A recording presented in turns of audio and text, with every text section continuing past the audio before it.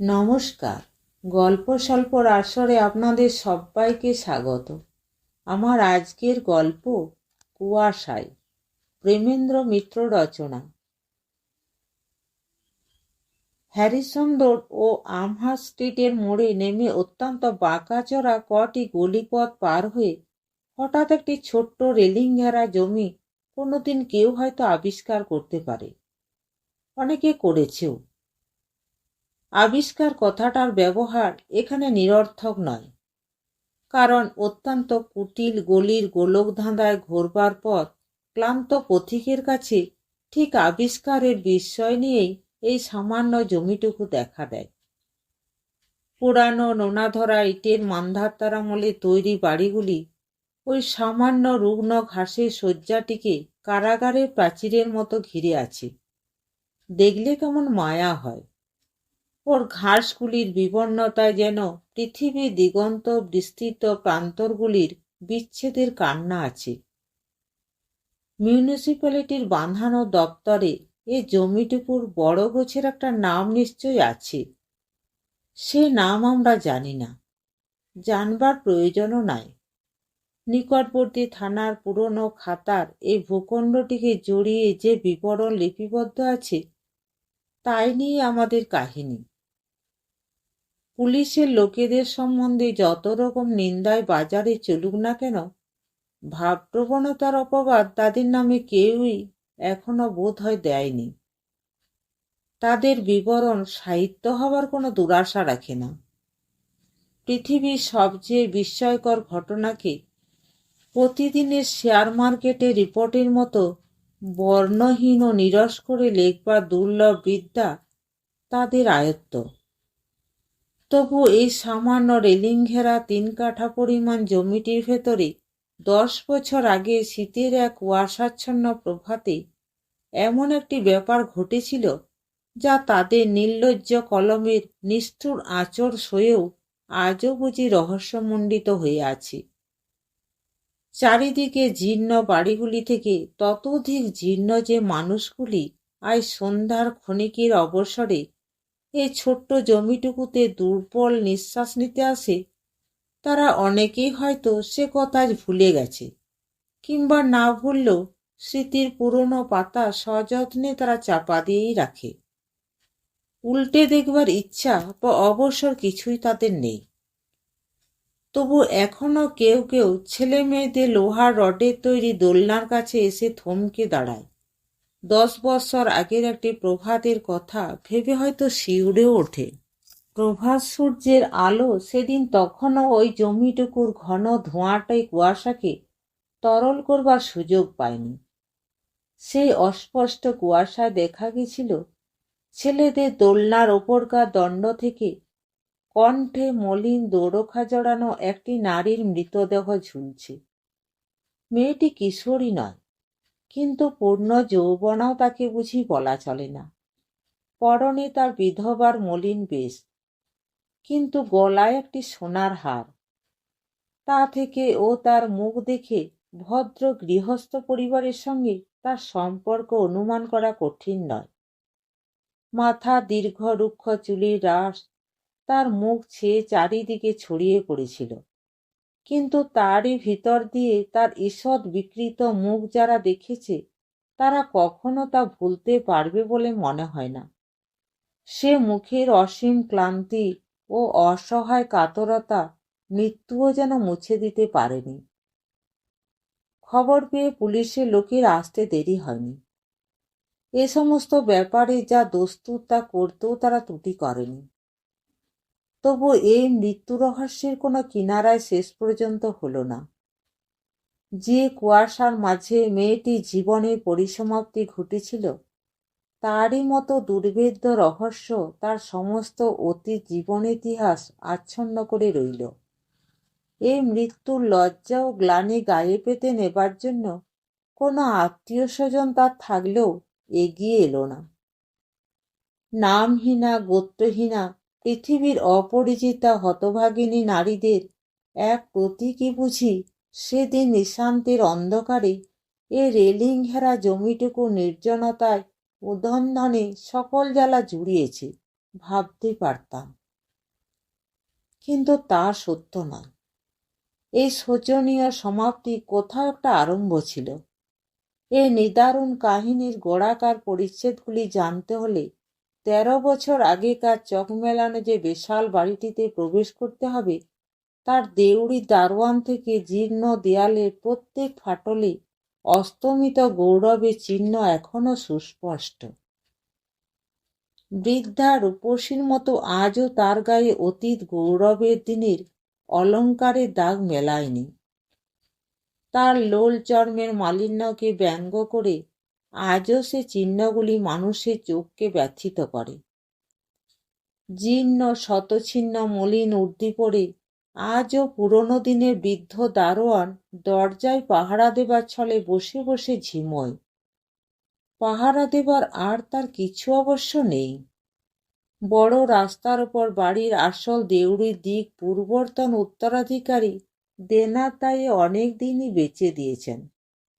গলির ওপর আগের আমলের খিড়কি দরজায় এখন একটু অদল বদল করে দেউড়িতে পরিণত হয়েছে। সে দেউড়ি পার হয়ে সেকালের বাঁধানো আঙিনা অতিক্রম করে যে মহলে পৌঁছানো যায়, চারিদিক থেকে সংকুচিত হয়ে এলো তার আয়তন বড় কম নয়। মৌচাকের মতো সে মহলের কুঠুরির পর কুঠুরি এখনো গুনে ওঠা ভার, কিন্তু পাহারা দেবার সেখানে কিছু নেই। অধঃপতিত প্রাচীন জমিদার বংশের দরিদ্র উত্তরাধিকারীরা সে অসংখ্য কুঠুরির পর কুঠুরিতে ভিড় করে বাস করে। কারোর সঙ্গে কারোর তাদের বিশেষ সম্পর্ক নেই। অতীত দিনের স্মৃতি ছাড়া সযত্নে রক্ষা করবার মতো মূল্যবান জিনিসেরও তাদের একান্ত অভাব। তবু চিরদিনের রোয়াজ মতো বৃদ্ধ দারোয়ান দরজায় বসে থাকে এবং তারই পাশের কুঠুরিতে নায়েব, গোমস্তা, সরকার প্রভৃতির ব্যস্ত কলরবের পরিবর্তে সে যুগের শেষ চিহ্ন এ পরিবারের বিশ্বাসী সরকার মহাশয়ের তামাক খাবার মৃদু শব্দ শোনা যায়। যৎসামান্য যে জমিদারি এখনো অবশিষ্ট আছে, তিনি একাকী তার তত্ত্বাবধান করেন ও বর্তমানের অসংখ্য উত্তরাধিকারীদের মধ্যে তারই যৎসামান্য আয় বন্টন করবার বন্দোবস্তও তাকে করতে হয়। অন্দরমহলের হেসেল ও বাহিরের এই একক সরকার মহাশয়ের দপ্তর, এই বৃহৎ বিচ্ছিন্ন পরিবারের একান্তবর্তিতার এই দুটি চিহ্নই এখনো বর্তমান। সরকারের দপ্তর একান্ত সংকুচিত হয়ে এলেও হেসেল প্রকাণ্ড। পূর্বতন কর্তার উইলের নির্দেশ মতে জমিদারির আয়েই তা চলে। বিরাট মহলে সমস্ত কুঠুরির অধিবাসীদের দুবেলা এখন শুধু তার সঙ্গে আহারের সম্পর্কটুকু আছে, কিন্তু সে সম্পর্কের গুরুত্ব বড় কম নয়। তিনটে বড় উনুন দিবারাত্র সেখানে নিভতে পায় না। মোক্ষদা ঠাকরুন দাঁতে গুল দিতে দিতে চোরকির মতো রাত দিন ঘুরে বেড়ান। হ্যাঁ গো রামের মা, এ কি চাল ধোবাচ্ছি রে? একবার করে বসিয়েই তুলে এনেছ বুঝি? তারপর আর এক পা ঘুরে এসে বলেন, না, যার জন্ম তুই আর রাখতে দিবি না বিন্দি। ওটা যে হাঁস ঘটিল, নিরিমিষি হেসেলের কুটনোগুলো কুটলি তো ওতে? তোর আক্কেল কবে হবে বলতে পারিস? পিছন দিক থেকে ঘুরে বলেন, তবে হয়েছে মা, তোমার মতো নির্বিড়ে লোককে কুটনো কুটতে দিলেই এ বাড়ির লোক খেতে পেয়েছে। আজ সন্ধ্যের আগে রান্না নামবে না। মেয়েটি লজ্জিত হয়ে আরো দ্রুত হাত চালাবার চেষ্টা করে। মোক্ষদা ঠাকরুন আবার বলেন, তোমার নামটা ভুলে গেলাম বাচ্চা। মেয়েটি মাথা নিচু করে মৃদু কণ্ঠে বলে, সরমা। হ্যাঁ হ্যাঁ, সরমা। আমার ভাগ্নে বউয়ের নামও যে ওই, ঠিক তোমারই মতো। নামে চেহারায় হুবহু এক হতে হয় মা। রূপে গুণে কি বলবো মা, একেবারে লক্ষ্মী ঠাকরুনটি ছিল। মুখে এক খামচা গুল দিয়ে তিনি আবার বলেন, দিদির পড়া কপালে অমন গুণের বউ বাঁচবে কেন? স্বামীর কোলে মাথা রেখে ছেলে বুকে করে লবডঙ্কা দেখিয়ে চলে গেল। তারপর হঠাৎ সংকুচিত মেয়েটির সিঁদুরবিহীন সীমন্তরেখার দিকে চোখ পড়াতেই বোধহয় কথাটা পাল্টে নিয়ে তিনি বলেন, অত সূক্ষ্ম কাজ চলবে না মা। বলতে নেই, তবে এ রাবণের গোষ্ঠীর রান্না মোটামুটি না সারলে কি হয়? হাত চালিয়ে নাও, হাত চালিয়ে নাও। ও খোলা টোলা একটু আধটু থাকলে আসবে যাবে না। পরক্ষণে মোক্ষদা ঠাকরুনকে নূতন দিকে তত্ত্বাবধানে যেতে হয়। সরমা যথাসম্ভব তাড়াতাড়ি কাজ সারবার চেষ্টা করে, কিন্তু বেশিক্ষণ তার নির্বিঘ্নে কাজ করবার অবসর মেলে না। ও কি কুটনো হচ্ছে, না গরু জাবনা কাটছো বাছা? দুমদাম করে যা হোক করলেই তো হয় না। গরু বাছুর নয়, মানুষে খাবে। সরমা চকিত ভীত হয়ে চোখ তুলে তাকায়, এবং চিনতেও তার দেরি হয় না। গলায় রুদ্রাক্ষের মালা, গেরুয়া কাপড় পরা এই বিশালাকার স্ত্রীলোকটির সাথে ঘনিষ্ঠ পরিচয় না হলেও এই কয়দিনে সে তাকে ভয় করতে শিখেছে। ক্ষান্ত পিসি বলে তিনি সাধারণত পরিচিত, কিন্তু হেসেলের মেয়েরা গোপনে বলে সে পায়, এবং বোধহয় অন্যায় করে না। স্ত্রীলোকটির চেহারায়, ব্যবহারে, কথায়, বার্তায় এমন একটি পুরুষ জবরদস্ত ভাব আছে যা দেখলে স্বভাবতই ভয় হয়। ক্ষান্ত পিসি অত্যন্ত কটু কণ্ঠে এবার বলেন, হাঁ করে তাকিয়ে আছো কি? ইংরেজি ফার্সি বলিনি, বাংলা কথা বোঝো না? সরমা থতমত খেয়ে তাড়াতাড়ি অথচ পরিপাটি করে কুটনো করবার অসম্ভব চেষ্টায় মনোনিবেশ করে, কিন্তু রাশিকৃত তরকারি দিকে চেয়ে তার ভয় হয়। সত্যই এক বেলার মধ্যে তার সেরে ফেলবার কোনো সম্ভাবনা সে দেখতে পায় না। ক্ষান্ত পিসি তাড়াতাড়ি সেখান থেকে নড়বারও কোনো লক্ষণ নেই। অনেকক্ষণ ধরে ভ্রু কুঞ্চিত করে তাকে বিশেষভাবে নিরীক্ষণ করে হঠাৎ তিনি বলেন, তুমি আমাদের ফটকে বউ না গা? কথাটা বুঝতে না পেরে সরমা অবাক হয়ে আবার মুখ তুলে চায়। তার মৃত স্বামীর নাম সে জানে, এবং তা ফটকে নয়। ক্ষান্ত পিসি তার বিস্ময় দেখে অত্যন্ত বিরক্ত হয়ে বলেন, আকাশ থেকে পড়লে কেন বাছা? চোখের মাথা তো খায়নি যে একবার দেখলে চিনতে পারবো না? সেই তো ধুলো পায়ে ফিরে এসে ফটকে আর মাথা তুললে না, এক রাত্রে কাবার। তারই বউ না তুমি? এবার সরমা মাথা নিচু করে থাকে। এ বাড়িতে তারই মতো আরও এক হতভাগিনী জীবনে ঠিক একই ঘটনা ঘটেছে, এ কথা বিশ্বাসযোগ্য নয়। বিয়ে যখন তার হয়েছে তখন সে 13 বছরের বালিকা মাত্র, এবং তখনকার দুদিনের পরিচয়ে স্বামীর সকল সংবাদ তা জানবার কথাও না। তবু এ বাড়িতে তার স্বামীর ডাকনাম যে ওই ছিল, এখন আর তার বুঝবার বাকি থাকে না। ক্ষান্ত পিসি খানিক চুপ করে দাঁড়িয়ে থেকে অত্যন্ত নিষ্ঠুরভাবে বলেন, কি কপাল করে এসেছিলে বাচ্চা, ফটকের মার সংসারটা ছাড়খাড় হয়ে গেল। তার ভাগ্য সম্বন্ধে এই উপাদেয় মন্তব্যগুলি সরমাকে আর কতক্ষণ সহ্য করতে হতো বলা যায় না, কিন্তু মোক্ষদা ঠাকরুন হঠাৎ ফিরে আসায় সে রেহাই পায়। তুই আবার এখানে ফপর দালালি করতে এলি কেন বলতো ক্ষান্ত? বলে মোক্ষদা ঠাকরুন এসে দাঁড়ান। তারপর সরমাকে দেখিয়ে বলেন, একে নির্বিড়ে মানুষ, তার উপর তোর বক্তিমে শুনতে হলে এই বেলায় আর ওকে কুটনো শেষ করতে হবে না। বাড়ির মধ্যে এই এক মোক্ষদা ঠাকরুনের সামনে ক্ষান্ত পিসির সব আস্ফালন শান্ত হয়ে যায়। ভেতরে ভেতরে মোক্ষদা ঠাকরুনের কর্তৃত্বের হিংসা করলেও তার কাছে ক্ষান্ত পিসি কেন বলা যায় না একেবারে কেঁচো হয়ে থাকেন। একগাল হেসে আপ্যায়িত করবার চেষ্টা করে ক্ষান্ত পিসি বলে, ফপর দালালি করবো কেন দিদি? চিনি চিনি মনে হলো তাই শুধু ছিলুম। তুমি কি আমাদের ফটকের বউ? সেই এতটুকু বিয়ের কনেটি দেখেছিলুম, আর তো তারপর আসনি। অত্যন্ত চটে উঠে মোক্ষদা ঠাকরুন বলেন, তোর আক্কেল অমনিই বটে, শুধোবার আর কথা পেলিনি। অপ্রস্তুত হয়ে ক্ষান্ত পিছে সরে পড়তে দেরি হয় না, একা তোমার কর্ম হয় না বলে আর একটা বটি টেনে নিয়ে মোক্ষদাটা একজন সরমার সঙ্গে কুটনো করতে বসে যান।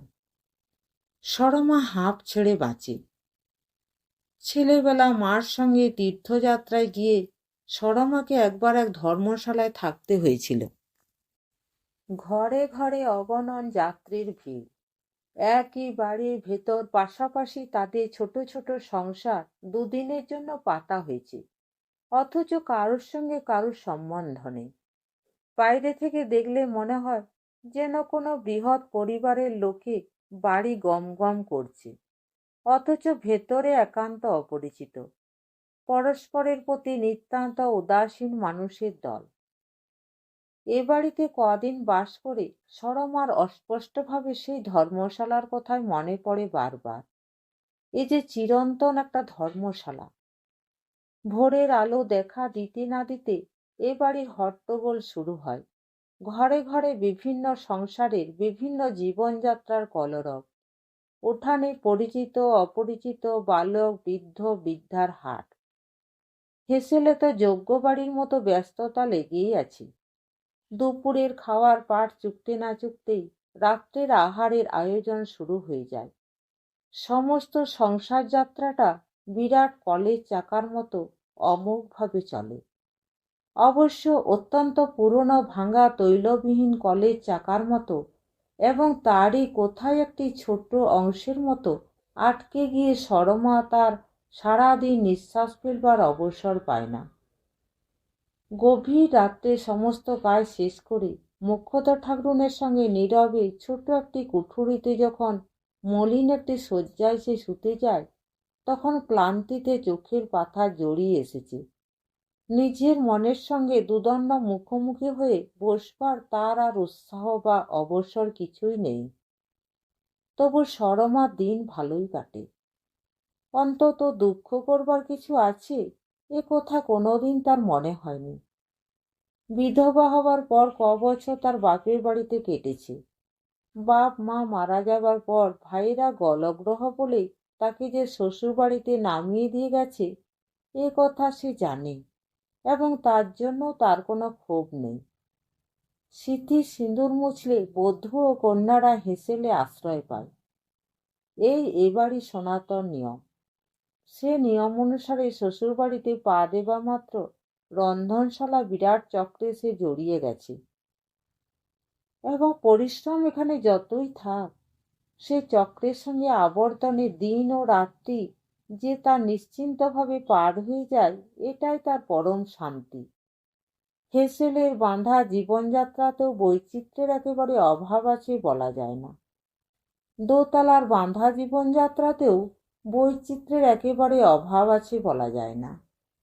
দোতলার পূর্ব দিকের কোণের ঘরের বউটি ভারী মিশুক। সকাল হতে না হতে একটা বাটিতে খানিকটা বার্লি গুলে নিয়ে এসে হয়তো বলে, দাও তো ভাই উনুনে একটু তাতিয়ে, ছেলেটা রাত থেকে জ্বর। সরমা তাড়াতাড়ি বার্লি ফুটিয়ে এনে দেয়। বউটি যাবার সময়ে বলে, দুপুরে পারো তো একবার যেও না ভাই, একটু কথা আছে। সরমা ঘাড় নেড়ে জানায়, যাব। বউটি যেতে না যেতে পাশ থেকে কটু কণ্ঠে ব্যঙ্গ করে হেসেলের আর একটি মেয়ে বলে, একটু যেও না ভাই, কথা আছে। কথা মানে তো ছেলের কাঁথাগুলো সেলাই করিয়ে নেওয়া। খুব ধড়িবাজ বউ যা হোক, তোকেও যেমন হাবা মেয়ে পেয়েছে, তাই নাকে দড়ি দিয়ে খাটিয়ে নেয়। কথাগুলো যে একেবারে মিথ্যা নয় তার সরমাও কিছু কিছু বোঝে, তবু সলজ্জভাবে একটু হেসে বলে, না না, নাকে দড়ি খাটিয়ে নেবে কেন, একলা মানুষ ছেলেপুলে নিয়ে সামলাতে পারে না তাই। সরমাকে কথাগুলো আর শেষ করতে হয় না। নলিনী খড়খড় করে বলে ওঠে, আমার ঘাট হয়েছে, ঘাট হয়েছে, আর তোমায় কিছু বলবো না। তোমার এত দয়া মায়া গত থাকে তো করে গো যাও না। আমার বলতে যাওয়ায় ঝকমারি। তারপর রাগে গড়গড় করতে করতে নলিনী চলে যায়। সরমা মনে মনে একটু হেসে চুপ করে থাকে। নলিনী মেয়েটিকে এই কদিনে সে বেশ ভালো করেই চিনেছে। বয়স নলিনীর তার চেয়ে বিশেষ বেশি নয়, কিন্তু দেহের অস্বাভাবিক শীর্ণতার জন্য তাকে অনেক বড় দেখায়। তার শুকনো জীর্ণ মুখে বিরক্তি যেন লেগেই আছে। প্রসন্ন মুখে তাকে কখনো কথা বলতে এ পর্যন্ত সে শোনেনি। তবু এই উগ্র মেয়েটির কঠিনতার অন্তরালে কোথায় যেন গোপন স্নেহের ফল্গুধারা প্রকাশের সুযোগের অভাবে রুদ্ধ হয়ে আছে বলে সরমার মনে হয়। প্রথম দিনে যেভাবে তার সঙ্গে আলাপ হয়েছিল সে কথা মনে করলে এখনো সরমার হাসি পায়। সবে সেদিন সে এ বাড়িতে এসেছে। মোক্ষদা ঠাকুরনের জিম্মায় সরকার মশাই তাকে অন্দরমহলে এসে রেখে গেছেন। সারাদিন অপরিচিত লোকের মাঝে মোক্ষদা ঠাকুরনের ফরমাসে ছোটখাটো হেঁসেলের কাজ সে করেছে, কিন্তু আলাপ কারোর সঙ্গে তার বিশেষ হয়নি। মোক্ষদা ঠাকুরনের ভোলা মন। রাত্রে সকলের খাওয়া দাওয়ার পর সরমার শোবার জায়গার ব্যবস্থা যে করা দরকার এ কথা তার বোধহয় মনেই ছিল না। লজ্জায় সরমা সে কথা কাউকে জিজ্ঞাসা করতেও পারেনি। একে একে সবাই হেঁসেল ছেড়ে চলে যাওয়া সত্ত্বেও সে হতাশভাবে রান্নাঘরের একধারে চুপ করে দাঁড়িয়েছিল। হেঁসেলে চাবি দেবার ভার নলিনীর ওপর। দরজায় তালা লাগাতে গিয়ে হঠাৎ তাকে দেখতে পেয়ে অবাক হয়ে সে রুক্ষ কণ্ঠে বললে, ঢং করে এখানে দাঁড়িয়ে আছে কেন বাপু? রাত 1টা বাজতে যায়, শুতে যাও না? দুঃখে হতাশায় তখন সরমার কণ্ঠ রুদ্ধ হয়ে এসেছে। অস্পষ্ট স্বরে সে শুধু বললে, কোথায় শোবো? অত্যন্ত কটু কণ্ঠে, আমার মাথায়, বলে নলিনী চলে যাচ্ছিল। কিন্তু একটু পরে কি ভেবে ফিরে এসে সে বললে, তুমি আজ নতুন এসেছো না? এই অসহায় অবস্থায় নলিনীর কণ্ঠস্বরে রুক্ষতায় সরমার চোখে তখন জল এসেছে। এ কথার সে উত্তর পর্যন্ত দিতে পারল না। কিন্তু নলিনী তখন উত্তরের প্রতীক্ষা না করে একেবারে মোক্ষদা ঠাকুরনের ঘরে গিয়ে হাজির হয়েছে। নলিনীর তীক্ষ্ণ কণ্ঠ সরমা সেখান থেকে শুনতে পাচ্ছিল। বুড়ো হয়ে তোমার ভীমরতি হয়েছে না? কি রকম আক্কেলটা তোমার বলো দেখি? নিজে তো বেশ আয়েস করে নাক ডাকিয়ে ঘুমোচ্ছ, আর একটা মেয়ে যে 14 পা অধর্ম করে তোমাদের আশ্রয়ে এসেছে তার সবার কি ব্যবস্থা করেছ শুনি? মোক্ষদা ঠাকুরন অত্যন্ত লজ্জিত হয়ে তাড়াতাড়ি ঘুম থেকে উঠে ব্যস্ত সমস্ত হয়ে এসে বলেছিলেন, ছি ছি, বড্ড ভুল হয়ে গেছে মা, একেবারে হুঁশ ছিল না। এসো মা এসো, এই আমার ঘরেই তোমার শোবার ব্যবস্থা করেছি। নলিনীর মুখ কিন্তু তবু থামেনি। মোক্ষদা ঠাকুরনী যতদূর সম্ভব বাক্যবাণে জর্জরিত করে শেষে সরমার দিকে ফিরে এসে বলেছিল, শোবে তো বিছানাপত্র কই? সরমা একটি তোরঙ্গ ছাড়া আর কিছুই আনেনি। সেটা বৃহৎ রান্নাঘরে রকের এক কোণে তখনও পড়েছিল। তারই দিকে চেয়ে কাতরভাবে সরমা বলেছিল, তা তো কিছু আনেনি। না, তা আনবে কেন? এখানে তোমার জন্যে জোড় পালঙে গদি পাতা রয়েছে যে, এখন শোবে যাও খালি মেজে।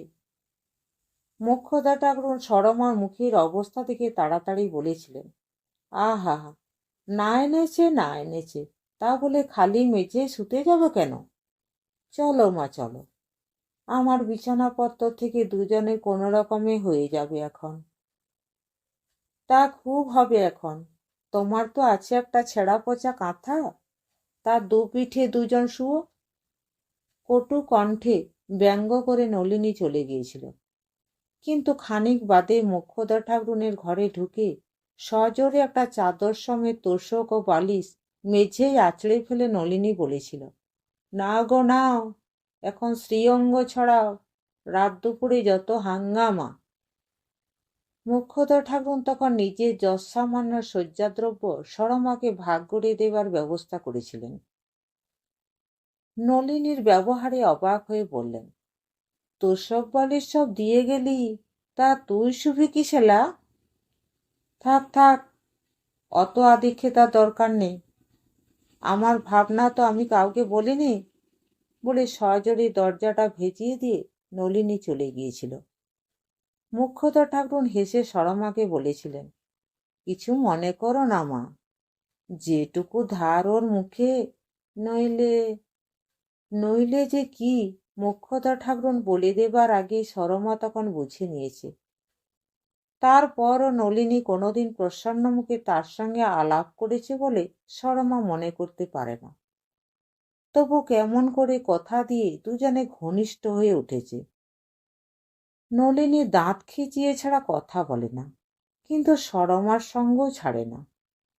আজও সে খানিক বাদে ঘুরে এসে আপন মনে গজগজ করতে থাকে, টান তো কত, ছেলের কাঁথা সেলাই করবার বেলা একটা কথা আছে ভাই, ঘর দোরগুলো সাফ করিয়ে নেবার বেলা তুই ভাই ঘর গুছোতে বড় ভালো পারিস, কই বাপের বাড়ি থেকে তত্ত্ব আসার দিন তো ভুলেও একবার ডাকলো না।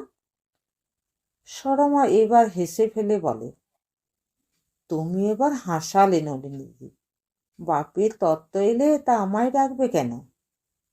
তা বই কি, বান্দিগিরি করতে ডাকে তো তাহলেই হলো। সরমা নলিনীকে আর কিছু বলতে যাওয়া বৃথা বুঝে চুপ করে থাকে। নলিনী নিজের মনে এক সময়ে বকে বকে শান্ত হবে সে জানে।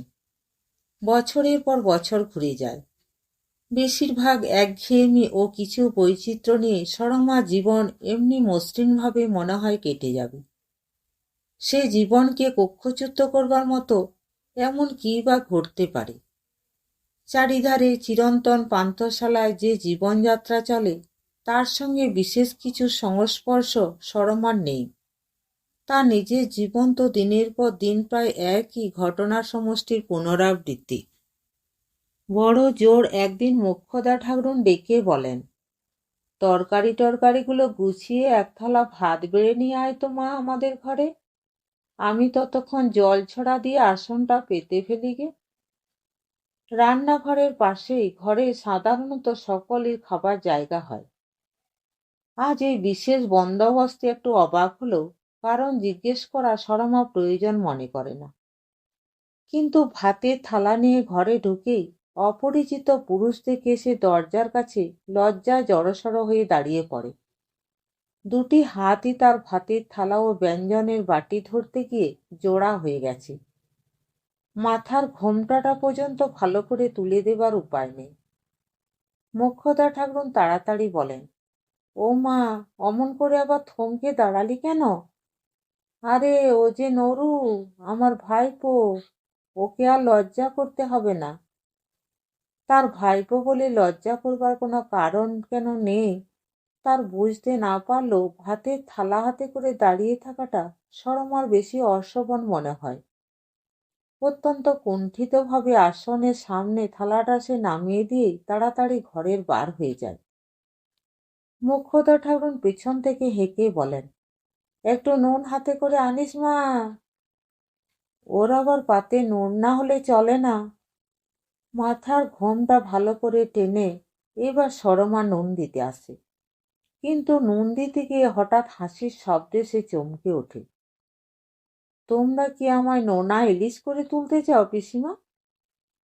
মোক্ষদা ঠাকুরুন তাড়াতাড়ি সামনে এসে হেসে বলেন, দেখেছ বেটির বুদ্ধি, নুন দিতে বলেছি বলে কি সেরখানে নুন দিতে হয় পাগলি? অত নুন মানুষে খেতে পারে? সরমা লজ্জায় জড়সড় হয়ে দাঁড়িয়ে থাকে। মোক্ষদা ঠাকুরুনের ভাইপো নরু অর্থাৎ নরেন বলে, এ বাটিটা তুলে নিয়ে যেতে বলো পিসিমা, দরকার হবে না। পিসিমা ব্যস্ত হয়ে ওঠেন, সে কি রে, ও যে মাছের তরকারি, তোর ও সব বাই আছে বলে পুকুরে জ্যান্ত মাছ কিনে আনিয়ে রেঁধেছি যে, জ্যান্ত মরা কোনো মাছই যে খায় না। মোক্ষদা ঠাকুর অত্যন্ত ক্ষুণ্ণ হয়ে অনুযোগ করতে শুরু করেন, এসব বিদঘুটে বুদ্ধি আবার কবে থেকে হয়েছে? এই বয়সে মাছ ছেড়ে দিলে কোন দুঃখে? নরেন হেসে বলে, মাছ খায় না বলে হা হুতাশ না করে নিরামিষ তরকারি আর একটি বেশি করে আনতে বলো পিসিমা। পাড়া গিয়ে মানুষ, লজ্জায় মাথা খেয়েও সহজে পেট ভরে না। কথা ছিরি দেখেছ, বলে হেসে মোক্ষদা ঠাকরুন সরমাকে তরকারি আনতে ইঙ্গিত করেন। নরেন একটু গলা চড়িয়ে বলে, তা বলে নুনের মাপে যেন তরকারি না আসে। তরকারি দেবার জন্য ঘরে ঢুকে সরমা শুনতে পায় মোক্ষদা ঠাকরুন বলছেন, সেই কথাই যে ভাবি বাবা, অমন লক্ষ্মী প্রীতিমের মতো মেয়ের এমন কপাল হয়, পড়ার মুখ বিধেতার মাথায় ঝাড়ু। তাকে দেখে মোক্ষদা ঠাকরুন চুপ করে যান। তার কথা কি সূত্রে উঠেছে বুঝতে না পারলেও সরমা ঘোমটার ভেতর লজ্জায় লাল হয়ে ওঠে। তরকারির বাটিটা নামাতে গিয়ে কাত হয়, খানিকটা তরকারি মেঝেতে পড়েও যায়, কিন্তু সরমার সেখানে দাঁড়ায় না। অত্যন্ত সামান্য একটি ঘটনা, কোথাও তো দাগ রেখে যায় না, রেখে যাবার কোথাও নয়। নিত্য নিয়মিত হেসেলে জীবন সমানভাবেই চলে, কিন্তু ওই সামান্য ঘটনারই দেখা যায় পুনরাবৃত্তি ঘটেছে, ক্রমশ পুনরাবৃত্তির চেয়েও বেশি কিছু ঘটে। সরমা বলে, আলাদা একটা নিরামিষ তরকারি করতে দেবো মাসিমা? মোক্ষদা ঠাকরুন গুল নিতে গিয়ে থতমত খেয়ে বলেন, ও মা, তাই তো, ভাগ্যিস মনে করে দিয়েছিস। বুড়ো হয়ে মাথার কি আর ঠিক আছে? নরু যে মাছ খায় না তার খেয়াল নেই। নরেনকে আজকাল প্রায় কলকাতা যাতায়াত করতে হয়। একদিন সে অনুযোগ করে বলে, তোমাদের ওপর বড় বেশি জুলুম করছি না পিসিমা? আদর ফুরোবার আগে একটা নোটিশ দিও, মানে মানে সরে পড়ব। মোক্ষদা ঠাকরুন সরমাকে শুনিয়ে বলেন, কথা ছিরি দেখছিস সর, 3 নয় 5 নয়, আমার ভাইয়ের এক বেটা, আমার সঙ্গে উনি কুটুম্বিতা করছেন। সরমার আগের সংকোচ অনেকটা কেটেছে। নরেনের সামনে ঘোমটা না খুললেও মৃদুস্বরে দু একটা কথা আজকাল বলে। এখানকার রান্নায় বোধহয় অরুচি হয়েছে মাসিমা। নরেন কিছু বলবার আগে মোক্ষদা ঠাকরুন বলে ওঠেন, সে কথা আর বলতে হয় না। যার রান্না খেয়েও মানুষ, সে যে কত বড় রাঁধিয়ে তা যদি না জানতুম। দাদা তাই ঠাট্টা করে বলতো না, আমাদের বাড়ির জর্জারিকারও কখনো হবে না মুখদা, তোর বৌদি যা রাঁধে সব পাঁচন। নরেন হেসে বলে, ভাজের রান্না ননদের কোনো কালে ভালো লাগে না পিসিমা। কি ভাগ্যি দ্রৌপদী ননদ ছিল না, নইলে মহাভারতে তার রান্নার সুখ্যাতি আর বাসদেবকে লিখতে হতো না। সকলে হেসে ওঠে। সরমা মুখে কাপড় চাপা দিয়ে বেরিয়ে যায়। দুপুরবেলা মোক্ষদা ঠাকুর সরমাকে ঘরে ডেকে নিয়ে বলেন, বেটার কাণ্ড দেখেছিস সর? কাণ্ড দেখে সরমা যতটা অবাক হয়, কেন বলা যায় না লজ্জিত হয় তার চেয়ে বেশি। দুখানি গড়দের থান দুজনের জন্য রেখে গিয়েছে। মোক্ষদা ঠাকুর বলেন, কখন চুপি চুপি রেখে পালিয়েছে জানতে কি পেরেছি ছাই? কিন্তু তা বলে মোক্ষদা ঠাকুর অসন্তুষ্ট হয়েছেন মনে হয় না। প্রথমে বলেন বটে, পয়সা করি ওরা খলামকুচি মনে করে, জানিস সর? নেহার যদি কিছু দিতে ইচ্ছে হয়েছিল, একটা সুতির থান দিলেই তো পারতিস বাপু, এ গরদ কিনতে যাবার কি দরকার? কিন্তু তারপরে তার মুখে হাসি দেখা দেয়। তা হোক, ছেদ্দা করে দিয়েছে, পারিস বাপু। বিধবা মানুষ, পুজো আর্চার জন্য একটা শুদ্ধ বস্ত্র থাকাও দরকার। আমার পুরনোখানা তো ধোকরা জালি হয়েছিল, নিজের কি আর কেনবার ক্ষমতা আছে? ভাগ্যিস নরু দিলে, এখন পড়ে বাঁচব। হাত পেতে গরদের থানটি সরমাকে নিতে হয়, কিন্তু সঙ্গে সঙ্গে লজ্জায় তার মুখ রাঙা হয়ে ওঠে। মনে মনে নরেনের ব্যবহারে কেমন যেন একটু অস্বস্তি সে অনুভব করে। নিজের পিসিমাকে গরদের থান প্রণামী দিতে চায়, সে দিক, কিন্তু তার সঙ্গে সরমাকেও এমন বিব্রত করা কেন? এ থান প্রত্যাখ্যান করাও যায় না, কিন্তু নিতেও যে তার বাধে। কিন্তু মোক্ষদা ঠাকরুনের এসব দিকে দৃষ্টি নেই। নিজের খুশিতেই মত্ত হয়ে তিনি বলেন, পর না মা একবার দেখি। সরমার কোনো আপত্তি তার কাছে টেকে না। সেইখানেতেই তাকে গরদের কাপড়খানি মোক্ষদা ঠাকরুন পরিয়েই ছাড়েন। তারপর ধীরে ধীরে যা ঘটে তার সমস্ত ইতিহাস বর্ণনা করা কঠিন। ভাগ্যের অভিশাপে একান্ত প্রতিকূল আবেষ্টনের মধ্যে যে বীজ চিরদিন নিজের মধ্যে সুপ্ত থাকতে পারত, তাই দেখা যায় একদিন কোথাকার এতটুকু ইঙ্গিতে ও আশ্বাসে হঠাৎ পল্লবিত হয়ে উঠেছে। সরমাকেই বা দোষ দেব কি করে? স্বামীকে সে চেনবার অবসর পর্যন্ত পায়নি। তার জীবনে প্রথম যে পুরুষ সমবেদনা ও সহানুভূতির ভিতর দিয়ে যৌবনের অপরূপ রহস্যে মণ্ডিত হয়ে দেখা দিলে সে নরেন। মোক্ষদা ঠাকরুন বলেন, পড়ো তো মা কি লিখেছে। সরমার পড়তে গিয়ে বারে বারে বেঁধে যায়। চিঠির খানিকটা পড়ার পরও সরমাকে থামতে দেখে মোক্ষদা ঠাকরুন বলেন, আর কিছু লেখেনি? সরমা চুপ করে থাকে। আর যা নরেন লিখেছে তা এমন কিছু অসাধারণ নয়, তবুও সরমার মুখ দিয়ে তা বেরোতে চায় না। কিন্তু মোক্ষদা ঠাকরুনের জিজ্ঞাসু প্রশ্নের উত্তরে তাকে শেষ পর্যন্ত পড়তেই হয়। নরেন লিখেছে, তোমাকে প্রণাম জানাবার সঙ্গে সঙ্গে তোমার পাতানো বঞ্জিকে আশীর্বাদ করবার লোভটুকু কোনো রকমে সামলে নিলাম পিসিমা। আশীর্বাদ করবার কী বা আছে? সারা জীবন তোমাদের ওই হেঁসেলের আগুনে শুকিয়ে শুকিয়ে মরবার চেয়ে বড় সৌভাগ্য যার জন্য কল্পনা করতে পারি না, তাকে আশীর্বাদ করার চেয়ে নিষ্ঠুর পরিহাস আর কিছু হতে পারে না। মোক্ষদা ঠাকরুন কেন বলা যায় না হঠাৎ মুখ ফিরিয়ে নেন। সরমার সমস্ত বুকের ভেতরটা কেন যেন মোচড় দিয়ে ওঠে। সে ভালো করে বুঝতে পারে না। কিন্তু সর্বনাশ যা হবার তা হতে তখন আর বাকি নেই। নিজে জীবনে নিরবচ্ছন্ন উষ্ণতায় সুখী না হলেও দুঃখ করবার যে কিছু আছে একথা সরমা এতদিন জানবার অবসর পায়নি। হঠাৎ নরেন তাকে জীবনের গভীরতম দুঃখের সঙ্গে মুখোমুখি করে দাঁড় করিয়ে দেয়। সরমা নিজের প্রতি সমবেদনা করতে শেখে। মরুভূমি হঠাৎ মেঘে চোখ দিয়ে নিজের ব্যর্থতা দেখতে পায়। সরমা নিজেকে সংবরণ করার চেষ্টা করেনি এমন নয়। নরেনের চিঠি পড়বার পর তার মনে যে ভাঙন ধরে তা নিবারণ করবার জন্যে একবার সে সমস্ত শক্তি প্রয়োগ করেছে। সারাদিন সে এক রাত্রের অস্পষ্টভাবে দেখা স্বামীর মুখ মনে করবার চেষ্টা করে। স্নান করে ভিজে কাপড় তার গায়েই শুকোয়। দোতলার বউটির ঘরে গিয়ে নিজে নিজে সে তার ছেলেপুলে জামা সেলাই করতে বসে। তারপর রাত্রে সরমার স্বামীকে স্বপ্ন দেখে। তার বিছানার অত্যন্ত কাছে তিনি এসে দাঁড়িয়েছেন মনে হয়। মুখে তার প্রসন্ন হাসি। ধীরে ধীরে সরমার বিছানার ধারে বসে একটি হাতে তিনি সরমাকে জড়িয়ে নত হয়ে তার মুখের উপর ঝুঁকে পড়েন। কিন্তু এ কি?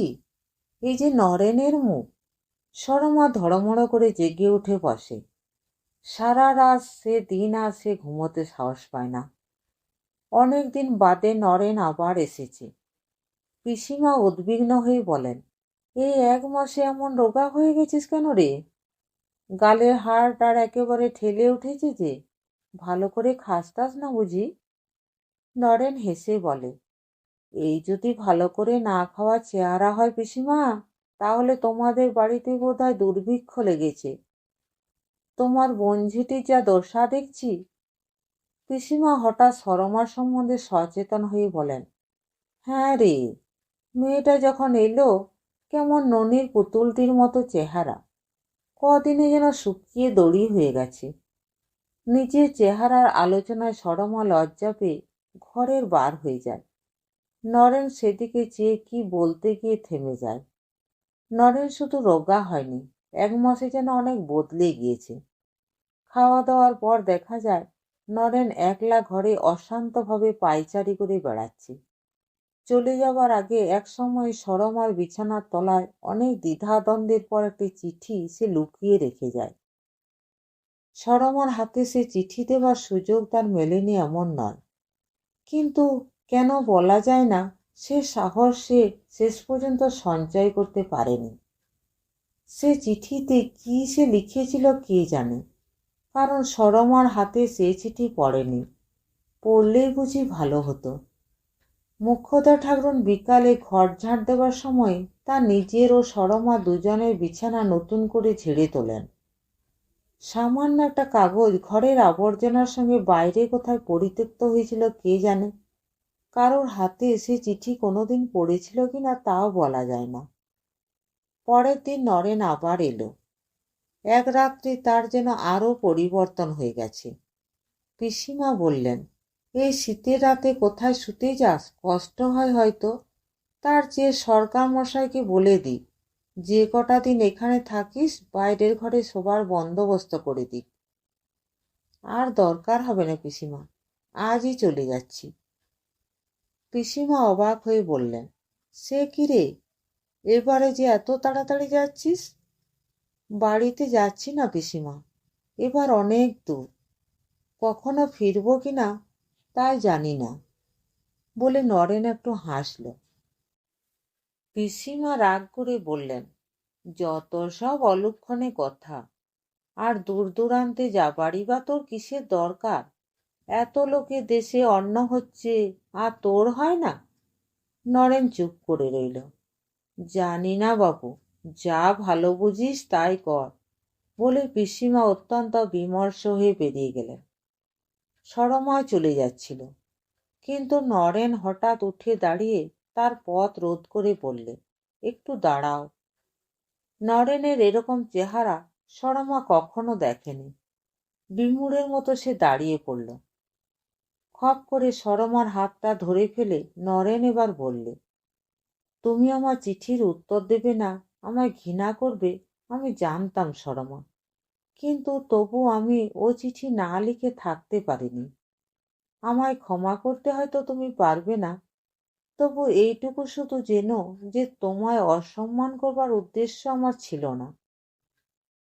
সরমা এসব কথার কোনো মানে খুঁজে না পেয়ে মৃত অস্পষ্ট স্বরে বললে, আপনি এসব কি বলছেন? নরেন সরমার হাতটা ছেড়ে দিয়ে অত্যন্ত ক্ষুণ্ণ স্বরে বললে, তুমি তাহলে না পড়েই আমার চিঠি ফেলে দিয়েছ? যাক, ভালোই হয়েছে। নরেন নিঃশব্দে গিয়ে বিছানার উপর বসে পড়ল। ঘর থেকে চলে যাবার কোনো বাধাই আর সরমা ছিল না, কিন্তু যেতে সে পারলে না। খানিক চুপ করে থেকে ধরা গলায় বললে, কোনো চিঠি তো আমি পাইনি।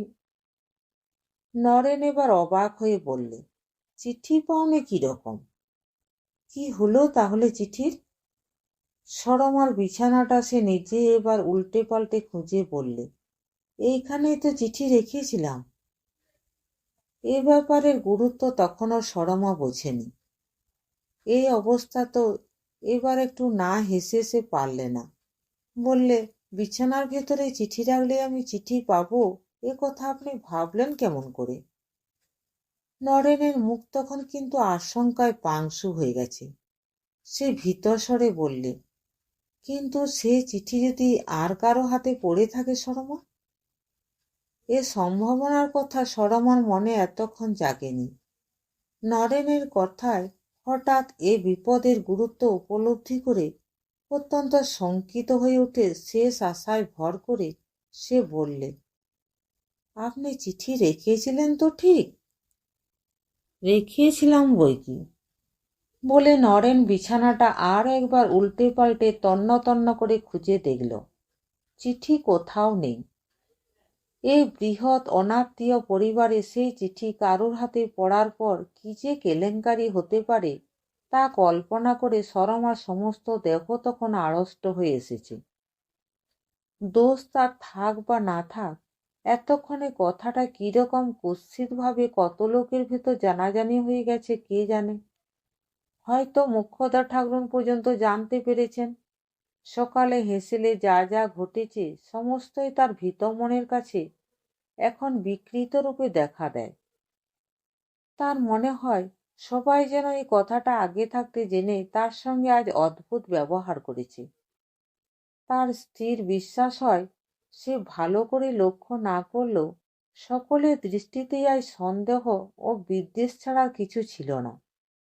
সরমার পৃথিবী হঠাৎ অন্ধকার হয়ে আসে। এরপর সে সকলের মাঝে মুখ দেখাবে কেমন করে? সরমা অসহায়ের মতো হঠাৎ এবার কেঁদে ফেললে।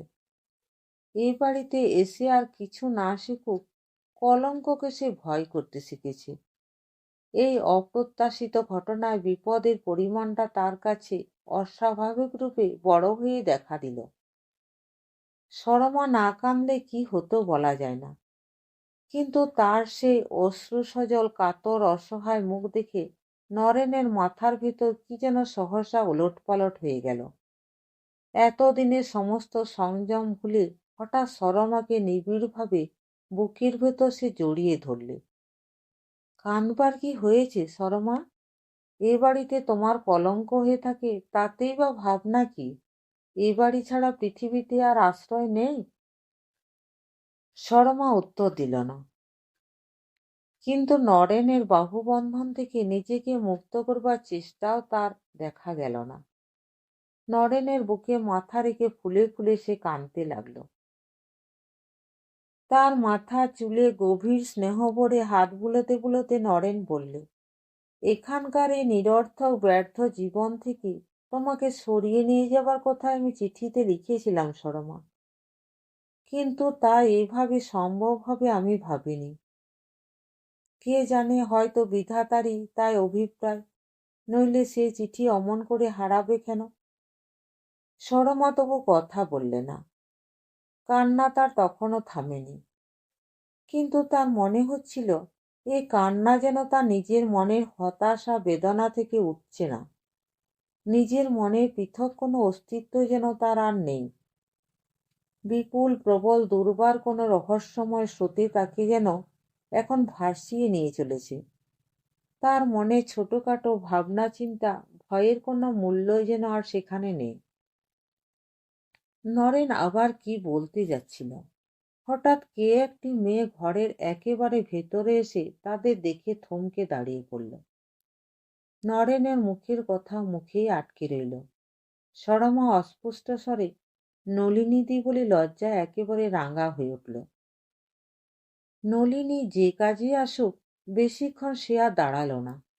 তাদের দিকে একবার বিস্মিতভাবে তাকিয়ে যেমন এসেছিল তেমনি নিঃশব্দে সে বার হয়ে গেল। বিমূঢ় নরেন ও সরমা তখনও তেমনি ভাবে বাহুবন্ধনে আবদ্ধ হয়ে আছে। অনেকক্ষণ পরে নরেন ম্লান হেসে বলল, আমাদের পথ ক্রমশ সংকীর্ণ হয়ে আসছে সরমা। সমস্ত দিন সরমা অসুখের নামে সেদিন ঘরেই পড়ে রইল। বাইরে এতক্ষণ কি হচ্ছে তা কল্পনা করবার সাহস পর্যন্ত তার ছিল না। বাইরে যাই হোক, কেলেঙ্কারির ঢেউ যে তার ঘর পর্যন্ত এসে লাঞ্ছিত করেনি, এরই জন্য সে সকলের কাছে কৃতজ্ঞ করছিল। মোক্ষদা ঠাকরুন একসময় ঘরে এসে তার অসুখের খোঁজ নিয়ে গিয়েছিল, কিন্তু তার মুখের দিকে চাইতে পর্যন্ত সরমা সাহস করেনি। তার কুশল প্রশ্নের ভেতর তিরস্কারের ইঙ্গিত না থাকলেও আশ্বস্ত হবারও সে কিছু পায়নি। নরেনের প্রস্তাব সম্বন্ধেও সে বিশেষ কিছু ভেবেছে এমন নয়। তার মনের সমস্ত গতি যেন রুদ্ধ হয়ে গেছে। আনন্দ বিষাদের অতীত কোনো লোকে পৌঁছে তার হৃদয় স্তব্ধ হয়ে আছে বলে মনে হয়। শুধু এইটুকু সে জানে যে এই বাড়িতে তার বাস করা এখন থেকে অসম্ভব, তাকে যেতেই হবে। সেদিন গভীর রাত্রে দেখা যায় সর্বাঙ্গ দৌরাখায় জড়িয়ে ছায়ামূর্তির মতো একটি মেয়ে বিরাট বাড়িটির নির্জন আঙিনা কম্পিত বুকে পার হয়ে চলেছে। অন্দরমহল পার হয়ে বারবাড়ির আঙিনা। শীতের অন্ধকার রাত্রে তার চারিধারের কুঠুরিগুলি বিশাল অতিকায় জীবের মতো ভয়ঙ্কর দেখায়। মেয়েটি সে আঙিনা পার হয়ে দরজার কাছে এসে থমকে দাঁড়ায়। বৃদ্ধ দারোয়ান পাশে খাটিয়ায় নাক ডাকিয়ে ঘুমোচ্ছে। মেয়েটি নিঃশব্দে দরজা খোলবার চেষ্টা করে, কিন্তু এ কি, দরজায় যে তালা দেওয়া। এ দরজা বন্ধ থাকতে পারে এ কথা সরমার মনে হয়নি। দারুণ হতাশায় তার চোখে জল আসে। হঠাৎ পেছনে কার মৃদুর পদশব্দ শুনে তার বুক কেঁপে ওঠে। নিঃশব্দে সে দরজার পাশে সরে দাঁড়ায় বটে, কিন্তু তখন মন তার গভীরতম হতাশায় অসাড় হয়ে গেছে। পদশব্দ আরো কাছে আসে। তারপর হঠাৎ অন্ধকারে সরমা শুনতে পায় কে যেন খুব কাছে চুপি চুপি তার নাম ধরে ডাকছে। কান্নার আক্ষেপ কোনো রকমে দমন করে সরমা চুপি চুপি বলে, কে, নলিনীদি? হ্যাঁ রে কালামুখী, বলে নলিনী আরো এগিয়ে এসে তার গায়ে হাত দিয়ে তীক্ষ্ণ স্বরে বলে, মরতে চলেছ?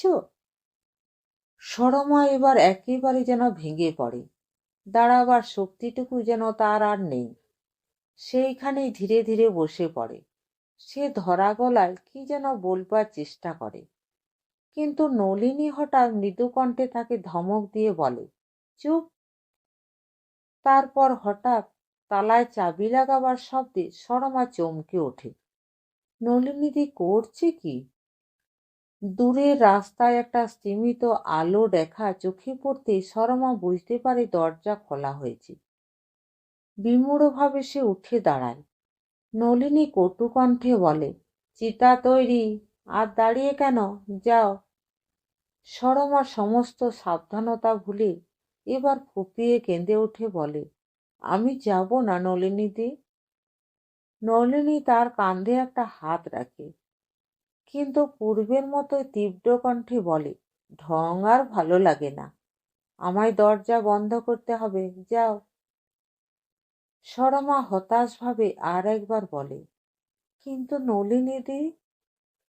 কিন্তু আর কিছু নেই তো।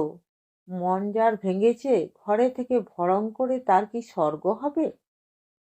সরমা ধীরে ধীরে বাইরে গিয়ে দাঁড়ায়।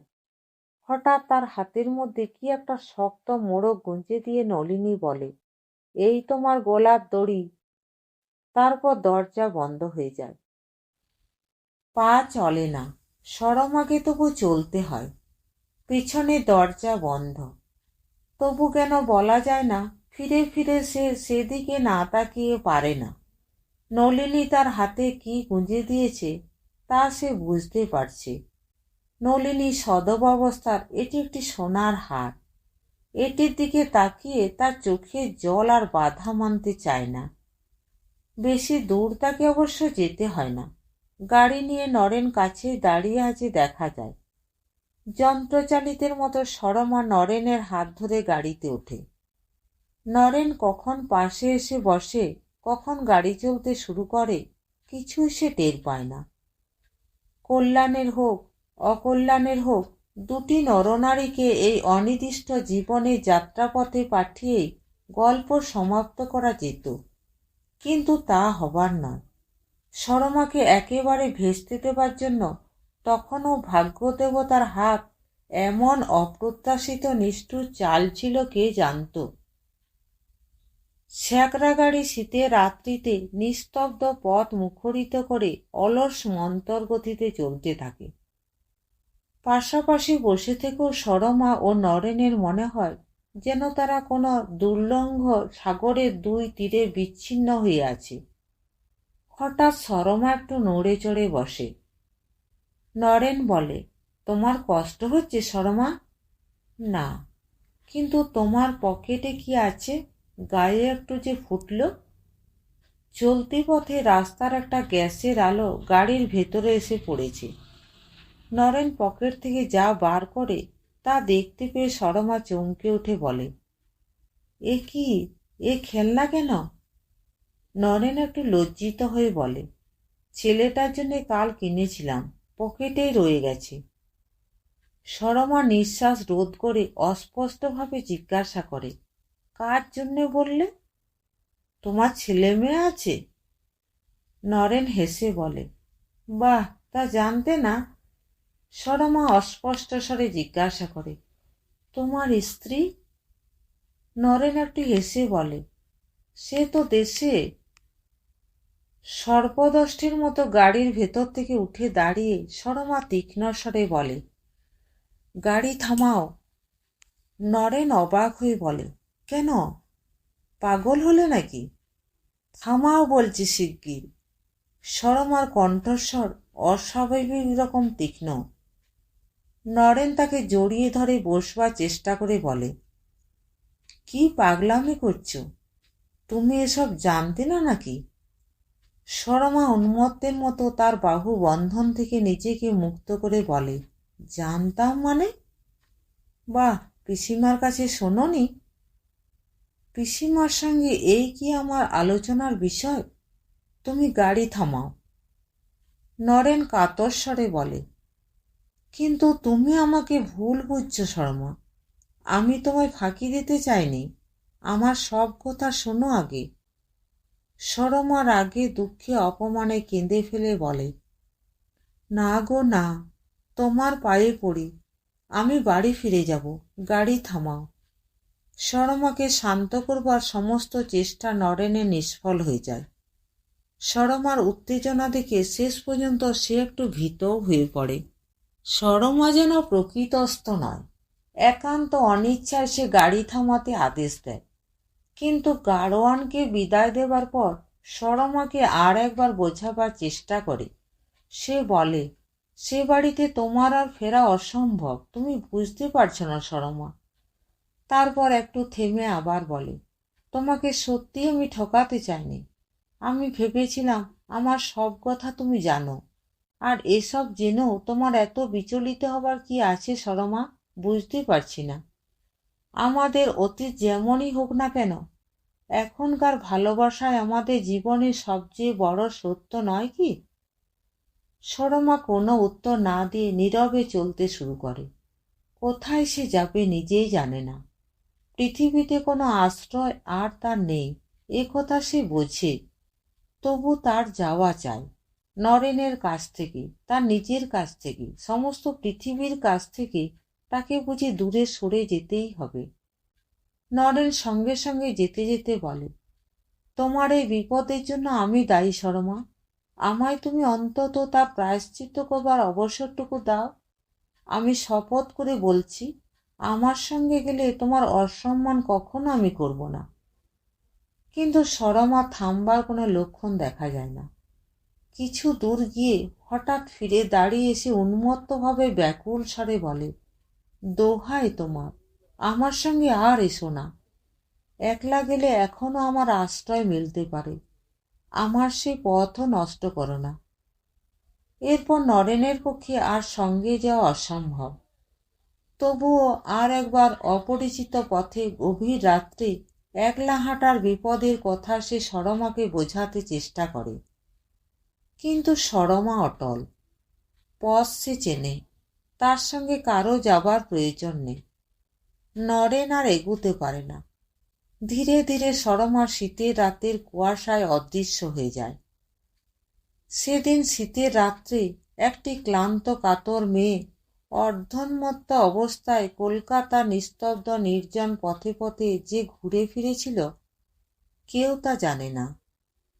শুধু এইটুকু আমরা জানি যে হঠাৎ এক সময়ে গলির গোলকধাঁধায় ঘুরে ঘুরে ক্লান্ত হয়ে সে একটি ছোট্ট রেলিং ঘেরা জমি আবিষ্কার করে।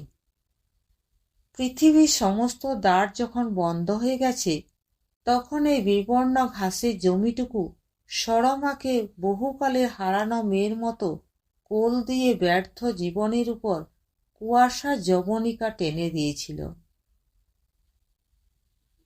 নমস্কার।